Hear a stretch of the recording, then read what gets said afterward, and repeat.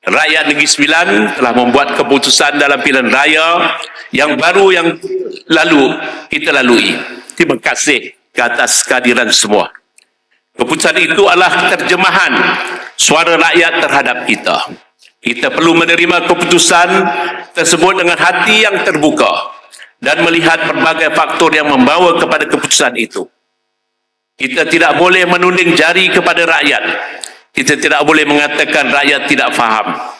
Kita tidak boleh mengatakan rakyat membuat keputusan yang salah.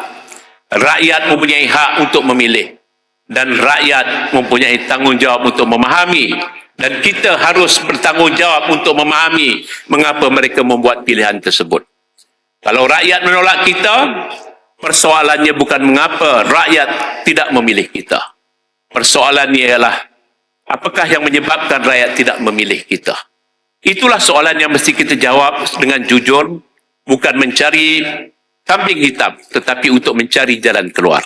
Saya ingin mengambil kesempatan ini untuk mengucapkan ribuan terima kasih kepada Presiden, Timbalan Presiden dan seluruh pimpinan keadilan atas kepercayaan yang diberikan kepada saya untuk menjadi sebahagian kepimpinan keadilan, memimpin keadilan Negeri Sembilan. Saya memahami bahawa amanah ini besar dan tanggungjawab ini amat berat. Saya juga mengambil maklum tuntutan 6 ketua cabang Negeri Sembilan yang mahu saya mengambil tanggungjawab terhadap kekalahan kita. Saya ingin menyatakan bahawa secara terbuka bahawa saya bersetuju dengan tuntutan tuan-tuan. Saya juga menerima tanggungjawab ini. Saya memimpin, maka saya bersedia untuk bertanggungjawab. Saya tidak mahu lari daripada tanggungjawab dan saya tidak mahu menuding jari kepada sesiapa. Adakah segala keputusan yang saya buat adalah sempurna? Tidak. Adakah segala strategi yang kita lakukan berjaya? Tidak. Adakah terdapat kelemahan dalam kepimpinan? Ya. Saya mengakuinya.